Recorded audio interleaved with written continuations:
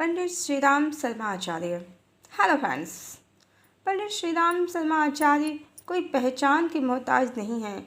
आज पूरे विश्व में उनकी एक पहचान है। 20 सितंबर सन 1911 को उनका जन्म हुआ है अमलखेड़ा में। बहुत कम उम्र में ही उन्हें उनके उद्देश्य का पता चल गया था और गायत्री साधना को आज उन्होंने लगभग भारत के हर घर तक पहुंचा दिया है। कम से कम आज कोई गायत्री इस शब्द से तो अपरिचित नहीं ही है और गायत्री मंत्र तो आज सभी को पता है। ये है गुरुदेव की महिमा, पंडित श्रीराम शर्मा आचार्य जी की शक्ति, उनका तपोबल।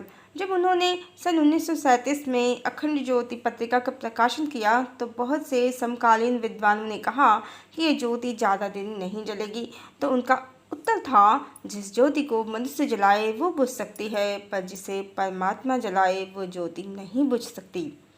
आज जब धर्म के नाम पर मात्र पौराणिक कथाएं हो रही हैं जिनकी सत्यता भी संदेह के घेरे में रहती है और धार्मिक संगठन मात्र ईश्वर का विभाजन करने में लगे हुए हैं, उस समय गुरुदेव का गायत्री परिवार, गायत्री मंत्र, वैदिक मंत्र, यज्ञ, वैदिक जीवन पद्धति और ईश्वर के दुर्गा, विष्णु, शिव, कृष्ण, सीता, राधा, राम सभी रूपों में समानता का दर्शन करते हुए एक ब्रह्म और उसकी शक्ति का ही प्रतिपादन करता है। पंडित श्रीराम शर्मा आचार्य गायत्री के प्रणेता हैं, वर्तमान युग के विश्वामित्र ही हैं। आज जब सभी जगह पाखंड की दुकानें खुल गई हैं तो गुरुदेव का ज्ञान ही ऐसा है जो ईश्वर और आत्मा के सभी रहस्यों को समझाने में सक्षम है। अन्यथा कुछ धार्मिक संस्थाएं तो आज शिव, ब्रह्मा, विष्णु, यहाँ तक कि भगवान विष्णु के भी नारायण, हरि इत्यादि नामों के आधार पर ईश्वर का वर्गीकरण करते हैं और ईश्वर की शक्ति का आकलन कम ज़्यादा मात्रा में करते रहते हैं। ये संस्थान राम और कृष्ण में भी भेद बुद्धि रखते हैं। कलिकाल के इसी समय के लिए पंडित श्रीराम शर्मा आचार्य जी ने कहा था कि जब कलयुग समाप्ति पर होगा तो ऐसा लगेगा कि धर्म विलुप्त हो गया है और चारों ओर अधर्म ही अधर्म है, पर यह मात्र उसी तरह होगा जैसे दीपक बुझने से पहले एक बार तेज हो जाता है। आइए उनकी भविष्यवाणियों को जानते हैं। कलिकाल की चरम सीमा क्या होगी उनके अनुसार? दुष्टता हद दर्जे तो पहुंच जाएगी। एक बार ऐसा प्रतीत होगा कि अधर्म की अखंड विजय धुंध भी बज गई और धर्म दुम दबाकर भाग गया, किंतु इस समय भयभीत होने का कोई कारण नहीं। यह अधर्म की भयंकरता अस्थायी होगी, उसकी मृत्यु की पूर्व सूचना मात्र होगी। संवत 2000 के आसपास अधर्म नष्ट होकर फिर जीवित होता हुआ प्रतीत होगा। उसकी मृत्यु में बहुत देर लगेगी, पर अंत में वह मर ही जाएगा। चींटी को मरते समय पंख उग जाते हैं, पाप भी अपने अंतिम समय में बड़ा विकराल रूप धारण कर लेगा। युग परिवर्तन की संध्या में पाप का इतना प्रचंड, उग्र और भयंकर रूप दिखाई देगा कि जैसा सदियों में देखा क्या सुना भी नहीं गया था। अधर्म से धर्म का, असत्य से सत्य का, अनीति से नीति का, अंधकार से प्रकाश का, दुर्गंध से मलयानिल का और सड़े हुए कुविचारों से नवयुग निर्माण की दिव्य भावना का घोर युद्ध होगा। इस धर्म युद्ध में ईश्वरीय सहायता न्याय पक्ष को ही मिलेगी। पांडवों की थोड़ी सी सेना कौरवों के मुकाबले में, राम का छोटा सा वानर दल असुर सेना के मुकाबले में विजयी हुआ था। अधर्म अनीति की विश्वव्यापी महाशक्ति के मुकाबले में सत्युग निर्माताओं का दल छोटा सा मालूम पड़ेगा, परंतु भली प्रकार नोट कर लीजिए, हम भविष्यवाणी करते हैं कि निकट भविष्य में सारे पाप प्रपंच ईश्वरी कोप की अग्नि में जल जल कर भस्म हो जाएंगे और संसार में सर्वत्र सद्भावों की विजय पताका लहराएगी।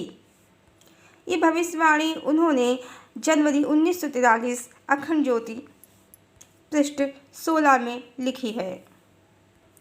इसके अतिरिक्त युग ऋषि पंडित श्रीराम शर्मा आचार्य जी की भविष्यवाणियाँ जो इन्होंने अपने गायत्री परिवार के सदस्यों में की है, उनके बहुत से वीडियो सोशल मीडिया में मिल जाएंगे, जिसमें उन्होंने कोरोना काल, युद्ध, भूकंप और प्राकृतिक आपदाओं की जो भविष्यवाणियाँ की हैं वो आज पूर्णतया अक्षरशः सत्य हो रही हैं। उनकी भविष्यवाणियों में सबसे महत्वपूर्ण बात यह है कि उन्होंने बिना किसी कोडिंग के स्पष्ट शब्दों में भविष्यवाणियाँ की हैं। वो त्रिकालदर्शी हैं, गायत्री के प्रणेता हैं। वर्तमान युग में ज्ञानी और विद्वान बहुत हैं, पर वो तपस्वी हैं। उनके पास तपोबल की शक्ति है। माँ आदि शक्ति की अनंत कृपा है उन पर। एक बार उन्होंने कहा था अपने गायत्री परिवार के बच्चों से कि अभी आप हमें जानते नहीं हैं, हम कौन हैं। हमारे जाने के बाद आप हमें जानेंगे। आज के समय में तो ऐसा लगता है जिस प्रकार उन्होंने सतयुग के आगमन की भविष्यवाणी पहले से ही कर दी है और जिस प्रकार गायत्री मंत्र और वैदिक जीवन पद्धति की विचारधारा को उन्होंने जन जन तक पहुंचाया है, उस समय में आज जब कितने ही धन के नाम पर गहरी नींद में सो रहे हैं और पौराणिक कथाओं में गोल गोल घूम रहे हैं, उन्होंने ब्रह्म और शक्ति, राम और सीता, कृष्ण और राधा, गौरी और शंकर को मूल बताया है। अवश्य वो ब्रह्मज्ञानी हैं, वो अवश्य ही विश्वामित्र हो सकते हैं या वशिष्ठ भी हो सकते हैं। दोनों ही राम के गुरु हैं और दोनों ही ब्रह्मज्ञानी हैं और दोनों ही परम ब्रह्म भगवान के गुरु हैं। जो उन्होंने कहा था कि वो कौन हैं ये आने वाला समय बतलाएगा, तो इस युग में आने वाला समय निश्चित ही सिद्ध कर देगा कि इस बार भी वो भगवान के गुरु हैं, परम ब्रह्म के गुरु हैं। इस समय बहुत से लोग कल की भगवान को वैसे ही सोशल मीडिया में सर्च कर रहे हैं जैसे बहुत से लोग श्री कृष्ण की लक्ष्मी कौन है ये जानने में उत्सुक रहते हैं, पर ये निश्चित बिल्कुल वैसे ही है जैसे राधा श्री कृष्ण की लक्ष्मी हैं। हजारों का कोई खेल नहीं है। वैसे ही पंडित श्री राम शर्मा आचार्य भगवान के गुरु हैं। वैसे ये भी परम सत्य है, एक दिन नया सवेरा जरूर आएगा। रात कितनी भी काली हो ढलती जरूर है, प्रातः काल तो होना ही है।